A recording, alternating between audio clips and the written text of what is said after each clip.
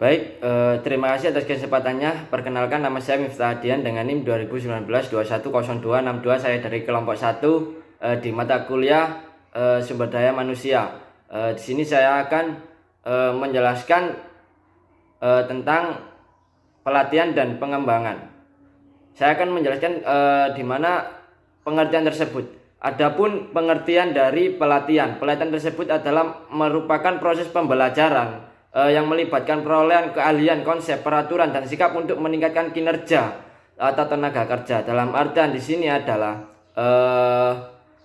guna untuk pelatihan tersebut adalah untuk meningkatkan atau untuk memberi kegiatan untuk meningkatkan secara mengembangkan potensi kerja, produktivitas, disiplin, dan sikap.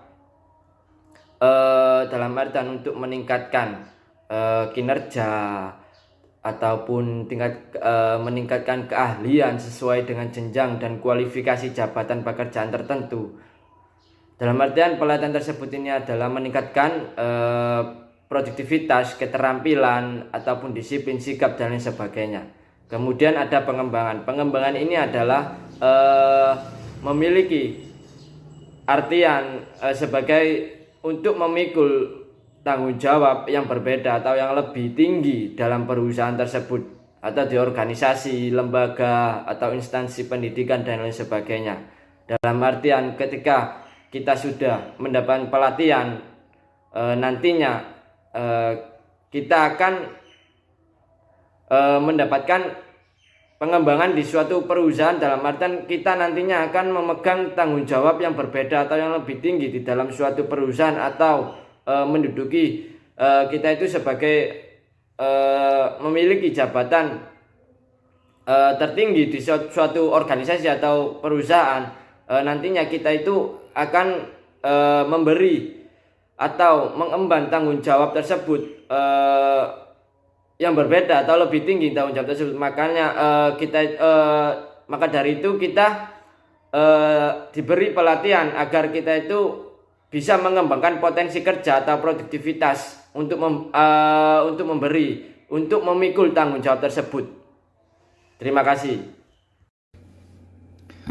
Assalamualaikum warahmatullahi wabarakatuh. Perkenalkan, nama saya Reza Nur Syafullah Daldiri dengan NIM 2020210070. Di sini saya akan menjelaskan tentang tahap-tahap perkembangan kelompok. Nah, di dalam organisasi sendiri ataupun kelompok itu kan terdapat struktur organisasi yang formal ya, dan diperlukan juga membentuk kelompok-kelompok yang dapat menyelesaikan suatu permasalahan yang dihadapi oleh kelompok tersebut, ataupun misalnya organisasi tersebut ingin menyelesaikan suatu permasalahan khusus. Nah, itu kan biasanya juga dibentuk kelompok-kelompok spesialis-spesialis sendiri. Dan kelompok-kelompok tersebut itu biasanya itu terdirinya itu bisa dari satu departemen ataupun bisa juga dari berbagai departemen digabung menjadi satu. Nah, untuk tahapan-tahapan sendiri itu ada 5 untuk tahapannya. Yang pertama ada tahapan pembentukan. Nah, tahapan pembentukan di sini tuh adalah tahapan di mana kelompok itu terbentuk, dan jadi dari berbagai departemen ataupun satu departemen tersebut itu dijadikan menjadi satu, dan juga orang-orangnya itu saling mengenal satu sama lain, dan tugasnya itu juga diberikan waktu briefing awal dari pembentukan kelompok tersebut. Dan karakteristik yang paling bisa dilihat itu adalah dari kebingungan antara satu anggota dengan anggota lainnya karena kurang pemahaman tentang tujuan dari terbentuknya kelompok tersebut itu seperti apa, dan juga keterlibatan antara masing-masing satu sama lain itu juga belum maksimal karena baru mulai dari terbentuknya kelompok tersebut. Kemudian yang kedua adalah tahap timbulnya konflik. Nah, tahap timbulnya konflik ini sendiri tuh karena biasanya itu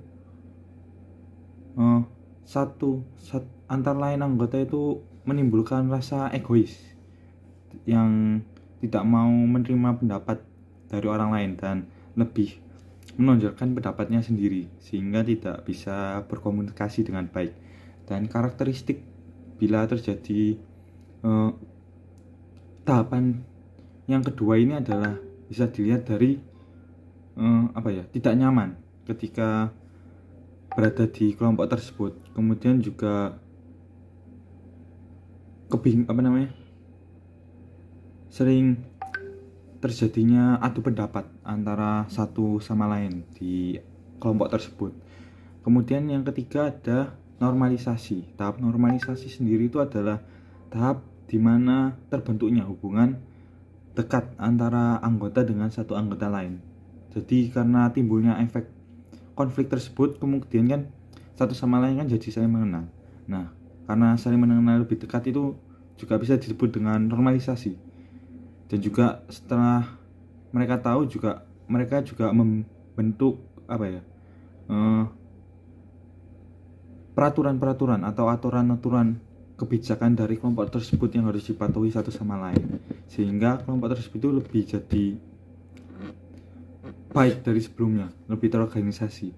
Yang keempat, kemudian ada performing. Performing di sini itu dimaksud adalah tentang tingkat kinerja, di mana semua anggotanya itu telah bekerja dan berfungsi secara penuh.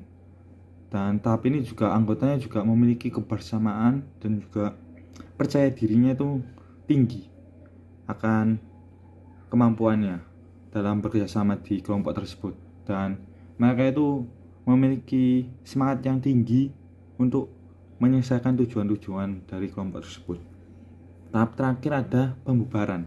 Nah, pembubaran di sini tuh bersifat apabila kelompok ini tuh bersifat hanya untuk sementara. Jadi ketika tujuan dari kelompok ini terbentuk, jadi kelompok ini akan dibubarkan karena tujuannya udah terbentuk, nggak ada tujuan lain.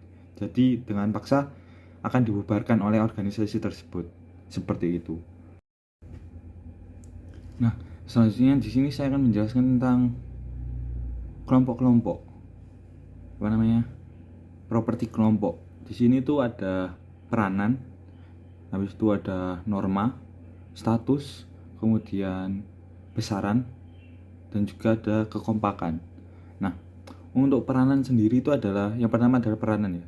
Peranan sendiri itu adalah suatu rangkaian pola perilaku yang diharapkan, yang dikaitkan dengan seseorang yang menduduki posisi tertentu dalam suatu kelompok tersebut atau unit sosial. Nah, untuk peranan sendiri itu dibagi menjadi 3. Yang pertama ada persepsi, kemudian yang kedua ada ekspektasi, yang ketiga ada konflik.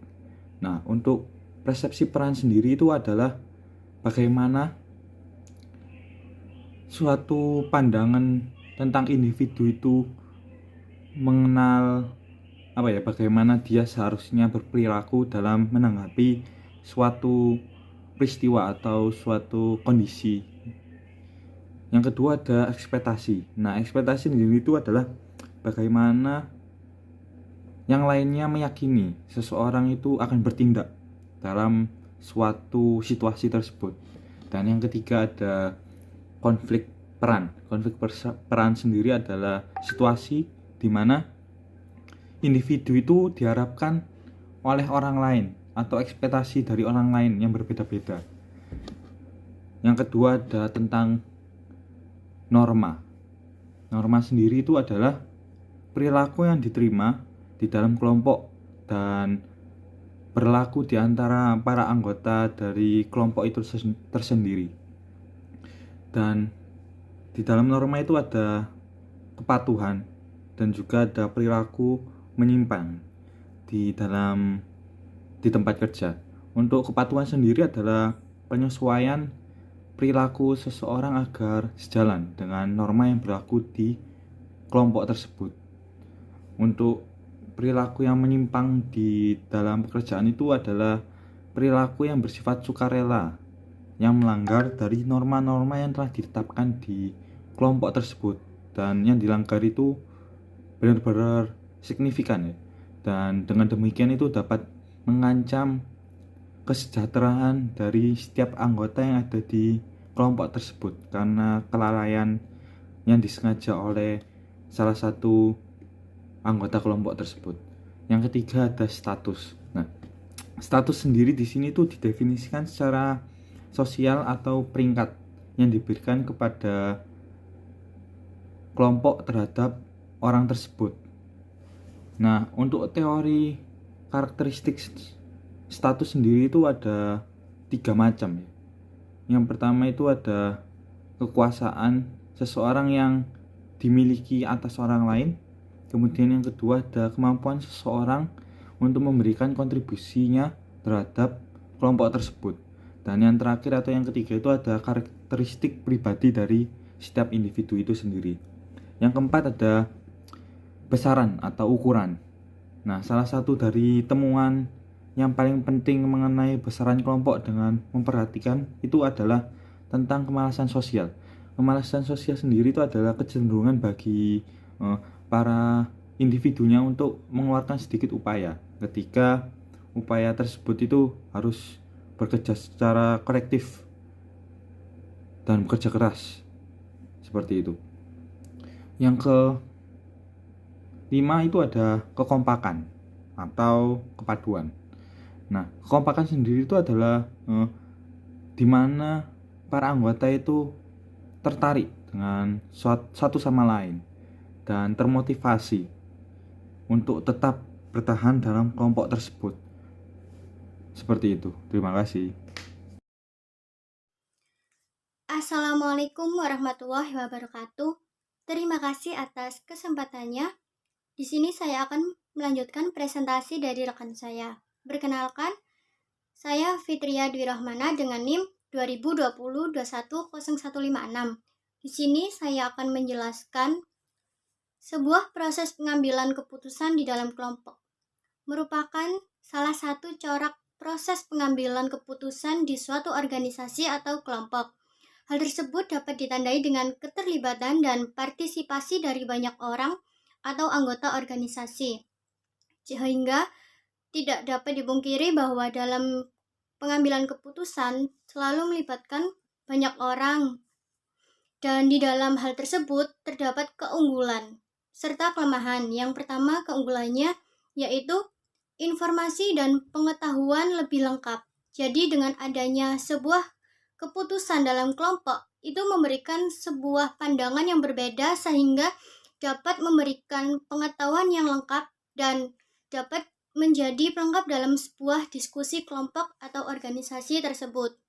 Yang kedua, keragaman pandangan lebih banyak karena pandangan serta pemikiran orang berbeda-beda sehingga dapat memberikan pandangan yang cukup banyak dan membuat banyaknya keragaman pandangan tersebut.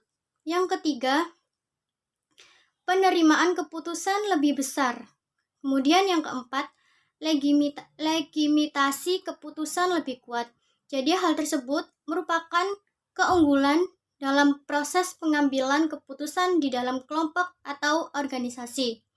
Selain itu, terdapat juga kelemahan dalam pengambilan keputusan. Yang pertama adalah memakan banyak waktu, sehingga jika kita akan mengambil keputusan di dalam sebuah kelompok, kita harus memikirkan berbagai pandangan dari orang-orang. Jadi hal tersebut dapat memerlukan banyak waktu untuk menyatukan sebuah pandangan menjadi satu pandangan yang utuh dalam sebuah kelompok tersebut. Yang kedua yaitu tekanan untuk sependapat, sehingga jika terdapat orang atau beberapa orang yang tidak sependapat dan terdapat banyak orang yang lebih sependapat, hal tersebut harus menerima dan berlapang dada untuk sependapat dengan apa yang telah disepakati oleh yang paling banyak. Kemudian yang ketiga adalah dominasi oleh minoritas. Dan yang keempat, tanggung jawab yang kabur. Jadi mungkin dengan adanya pemikiran atau proses pengambilan keputusan dalam kelompok, itu terdapat anggota kelompok yang mungkin tidak dapat menyelesaikan tugasnya dengan baik, sehingga dapat menjadi kelemahan dalam sebuah proses pengambilan keputusan tersebut. Sekian dari saya. Terima kasih. Assalamualaikum warahmatullahi wabarakatuh. Terima kasih atas kesempatannya. Perkenalkan, nama saya Alif Safira Salsabila dengan NIM 2020-210278 akan melanjutkan presentasi dari rekan saya. Baik, pada slide kali ini saya akan menjelaskan tentang memahami kerjasama tim atau team buildings. Nah, kita memahami bahwa kerjasama tim atau team building sebagai proses dan strategi yang dibangun untuk mewujudkan visi misi sebuah perusahaan, atau prinsip dari kerjasama atau work team. Pada memahami kerjasama tim itu adalah merupakan cara bekerja kreatif yang berbekalkan komunikasi yang baik serta kemampuan untuk memecahkan masalah yang dihadapi secara bersama-sama. Dan seperti yang kita ketahui sekarang bahwa kegunaan tim menjadi hal yang pokok dalam suatu perusahaan di bisnis era modern. Sebagaimana kita melihat di zaman sekarang bahwa banyak perusahaan telah melakukan restrukturisasi organisasi untuk dapat bersaing dengan lebih baik dalam memanfaatkan talenta karyawan atau employment skill pada sebuah perusahaan. Maka dari itu, di sini saya akan mendefinisikan lebih detail tentang apa itu tim kerja, serta memaparkan perbedaan dari tim kerja dengan kelompok kerja. Baik, next slide. Baik, pada slide kali ini, yang pertama akan saya definisikan adalah kelompok kerja. Definisi dari kelompok kerja adalah dua individu atau lebih yang berinteraksi dan saling bergantung. Atau dapat saya tarik kesimpulan bahwa kelompok kerja adalah suatu kelompok yang berinteraksi untuk membagi informasi dan mengambil keputusan yang nantinya akan membantu setiap anggota kelompok yang bekerja di dalam area atau tanggung jawabnya masing-masing. Atau kelompok kerja itu tidak memiliki kebutuhan atau needs dan peluang opportunity untuk terlibat dalam kerja kolektif yang memerlukan sebuah sinergi. Jadi kerja pada kelompok kerja itu dapat diartikan sebagai atau hanya sebatas gabungan dari tiap-tiap kontribusi individu dalam sebuah kelompok. Dan pada kelompok tersebut tidak menghasilkan level kinerja yang lebih besar dari inputnya. Nah, saya akan memberi contoh salah satu kasus pada sebuah kelompok. Nah, jika kita diminta untuk menghasilkan gagasan, mengumpulkan sumber daya, serta mengkoordinasi logistik atau pada pembuatan jadwal kerja, nah bagi kelompok, upaya individu yang dilakukan akan terbatas hanya sekedar pada pengumpulan informasi dari masing-masing individu, dan pada pengambilan keputusannya itu akan dilakukan di luar kelompok atau tidak dilakukan di dalam kelompok, seperti itu. Yang selanjutnya akan saya definisikan adalah tentang tim kerja. Nah, tim kerja memiliki definisi sebagai sekelompok orang yang menghasilkan sinergi positif melalui upaya yang terkoordinasi, seperti dengan keahlian yang saling melengkapi, lalu bekerja sama hingga dapat mencapai tujuan bersama sebuah perusahaan. Seperti itu. Nah, atau juga bisa kita maknai sebagai kelompok dengan upaya dari individu masing-masing yang dapat menghasilkan suatu level kinerja yang lebih besar daripada jumlah inputnya. Nah, itu kebalikan dari kelompok kerja. Nah, saya juga akan mengambil salah satu contoh yang kasusnya sama dengan yang telah saya paparkan pada kelompok kerja.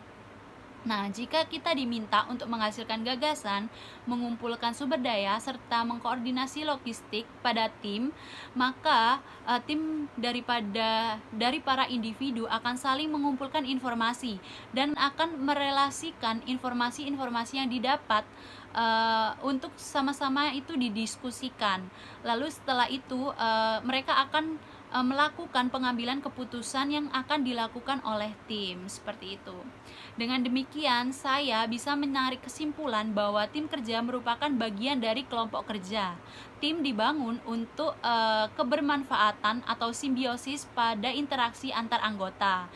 Nah, perbedaan pada kelompok kerja serta tim kerja itu tetap harus dipertahankan pada konteks yang berbeda. Kita tidak harus melihat pada istilah yang dipertukarkan di konteks yang berbeda, tetapi kita harus tetap melestarikan apa itu perbedaan dari tim kerja serta kelompok kerja. Baik, saya akan melanjutkan pada penggunaan tim secara ekstensif dapat menciptakan potensial bagi organisasi untuk menghasilkan output yang lebih besar dari inputnya. Itulah alasan mengapa sebuah perusahaan itu banyak melakukan restrukturisasi di era modern ini sebagai proses kerja organisasi. Namun juga perlu digarisbawahi pada kata potensial bukanlah suatu hal yang dapat dilakukan secara instan dalam mencapai sinergi positif dan tidak secara otomatis dapat meningkatkan kinerja organisasi, karena kita juga perlu melihat hal-hal seperti apa yang harus dilakukan oleh sebuah perusahaan untuk memaksimalkan tim kerja tersebut. Selanjutnya kita akan membahas tim kerja yang efektif memiliki karakteristik tertentu seperti yang telah saya sampaikan tadi, bahwa manajemen pada sebuah perusahaan itu pastinya berharap organisasi memperoleh peningkatan kinerja melalui pemanfaatan tim kerja. Dengan demikian, sebuah perusahaan harus mengerti tim seperti apa yang harus dimiliki oleh sebuah perusahaan. Nah, nantinya akan dijelaskan oleh rekan saya pada slide selanjutnya. Sekian dari presentasi saya pada materi kali ini. Terima kasih. Wassalamualaikum warahmatullahi wabarakatuh. Assalamualaikum warahmatullahi wabarakatuh. Terima kasih atas kesempatannya. Saya Alexander Dwi Afandi dengan NIM 295. Saya akan menjelaskan tentang jenis-jenis tim. Jenis-jenis tim sendiri ada 4 macam. Yang pertama yaitu tim penyelesaian masalah. Tim penyelesaian masalah adalah kelompok-kelompok yang terdiri dari 5 hingga 12 orang dari departemen yang sama, yang bertemu beberapa jam seminggu untuk mendiskusikan berbagai cara peningkatan kualitas, efisiensi, dan lingkungan kerja. Yang kedua, tim kerja yang mengolah diri sendiri. Tim kerja yang mengolah diri sendiri adalah kelompok-kelompok yang terdiri atas 10 hingga 15 orang yang memikul tanggung jawab dari para pegawai mereka terdahulu. Yang ketiga ada di sini ada tim lintas fungsional. Tim lintas fungsional adalah orang-orang yang berasal dari tingkat hierarki yang kurang lebih sama, tetapi dari berbagai bidang pekerjaan yang berbeda, yang berkumpul untuk menyelesaikan sebuah tugas. Yang terakhir ada tim virtual. Tim virtual adalah tim yang menggunakan berbagai macam teknologi, contoh komputer atau handphone dan berbagai gadget lainnya, yang menyatukan anggota-anggota yang terpisah secara fisik guna mencapai tujuan bersama. Next, menciptakan tim yang kreatif. Di sini ada 2 contoh, konteks dan komposisi. Konteks ada beberapa macam, yaitu yang pertama sumber yang memadai. Sumber yang memadai mempunyai tim yang efektif untuk melaksanakan semua pekerjaan dalam mencapai tujuannya. Pengaruh sumber yang memadai yaitu informasi yang tepat waktu, teknologi, ketersediaan staf, dorongan, dan asisten administrasi. Yang kedua, kepemimpinan dan struktur. Anggota tim harus berpendapat mengenai siapa melakukannya dan memastikan bahwa semua anggota menyumbang pendapat atau opini secara bersama. Tim perlu menetapkan bagaimana jadwal ditentukan, keterampilan apa yang diperlukan untuk dikembangkan, bagaimana kelompok akan memecahkan konflik, dan bagaimana kelompok yang mengambil dan memodifikasi keputusan. Evaluasi kinerja dan sistem penghargaan. Evaluasi kinerja individual, upah per jam yang tetap, insentif individual, dan semacamnya. Tidaklah konsisten dengan pengembangan tim kinerja tinggi. Mengevaluasi dan memberikan penghargaan karyawan untuk menyumbangkan individual mereka. Manajemen harus mempertimbangkan penilaian berdasarkan kelompok, berbagai laba, berbagai hasil, insentif kelompok, dan modifikasi sistem lain yang memperkuat upaya dan komitmen tim. Dari komposisi ada berbagai macam. Yang pertama, kemampuan para anggota. Kemampuan para anggota ini untuk bekerja dengan efektif, suatu tim menuntut tipe keterampilan yang berbeda. Yang pertama, tim perlu untuk orang-orang dengan keahlian teknis. Yang kedua, perlu untuk orang-orang dengan keterampilan pemecah masalah dan pengambilan keputusan agar mampu mengidentifikasi masalah, mengembangkan alternatif, mengevaluasi alternatif, dan membuat pilihan yang kompeten. Yang terakhir, tim memerlukan untuk keterampilan dengarkan dengan baik, umpan balik, penyelesaian konflik, dari keterampilan antar pribadi lainnya. Kepribadian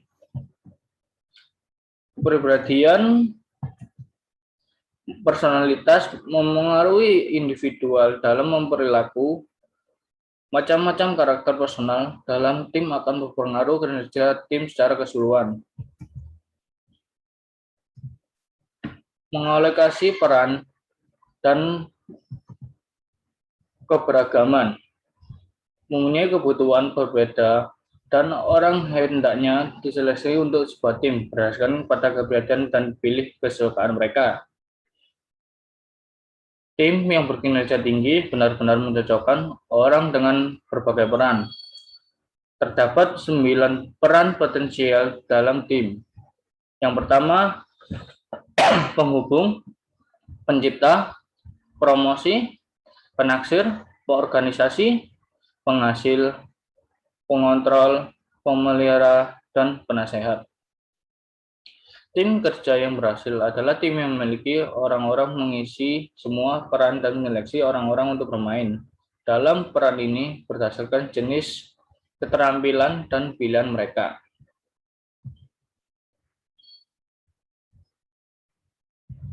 Ukuran tim. Ukuran tim terdapat tim kerja terbaik cenderung lebih kecil bila anggotanya lebih dari 10 sampai 12. Menjadi sulit bagi mereka untuk menyeleksi sebanyak hal.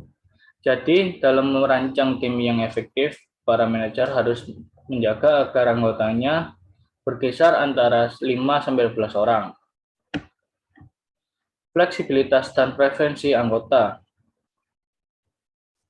Tim menciptakan fleksibilitas individual, memiliki anggota yang dapat menyelesaikan tugas yang lainnya. Ini adalah hal positif bagi tim, karena merupakan perbaikan besar bagi penyelesaian dan membuat kurang percaya bagi anggota tunggal.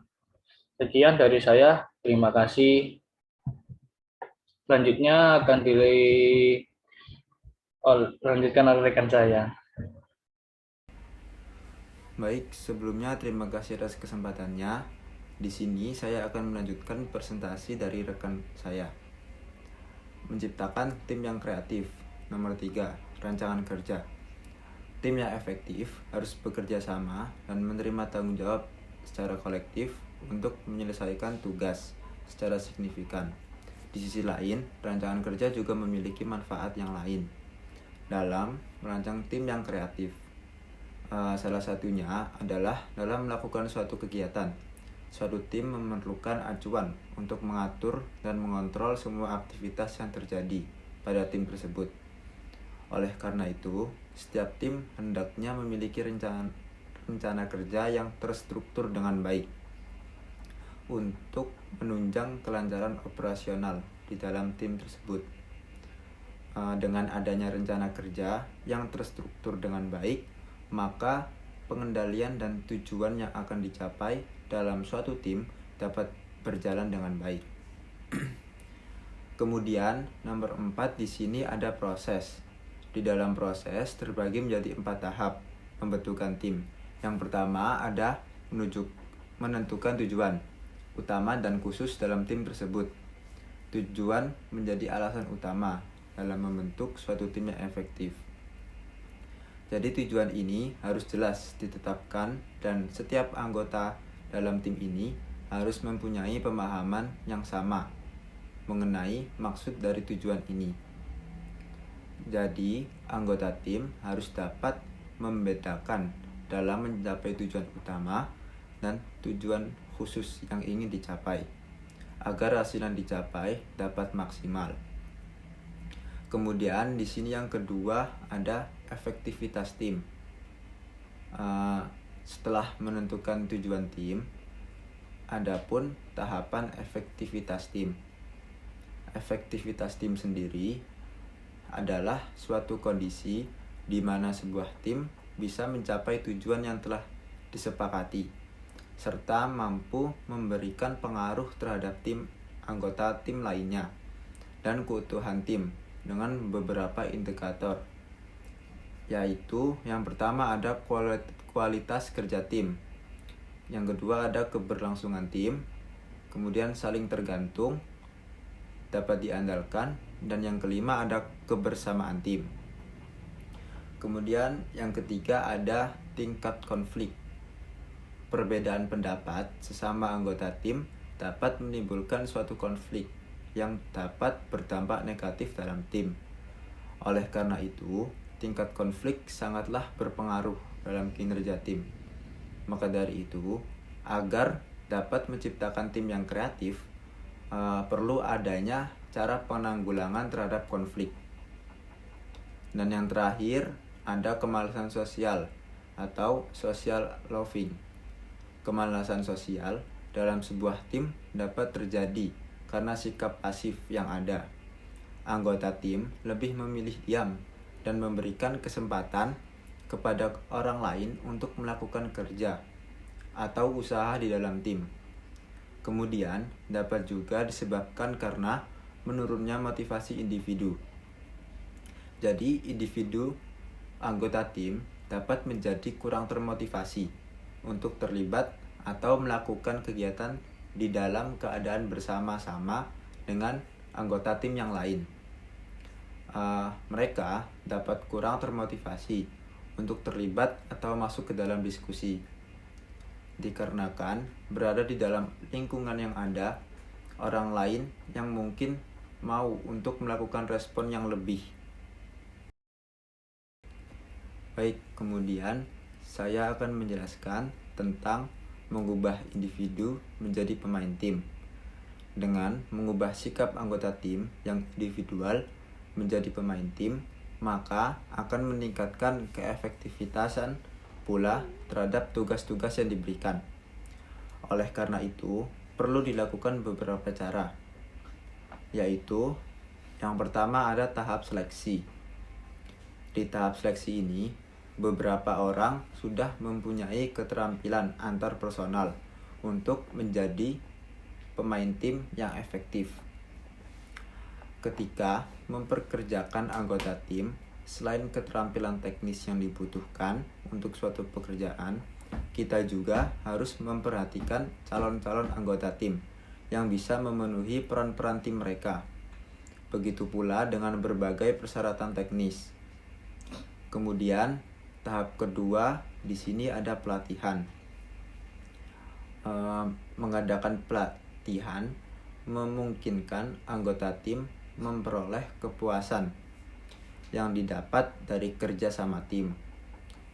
Pelatihan yang diberikan misalnya berhubungan dengan meningkatkan keterampilan dalam menyelesaikan suatu masalah.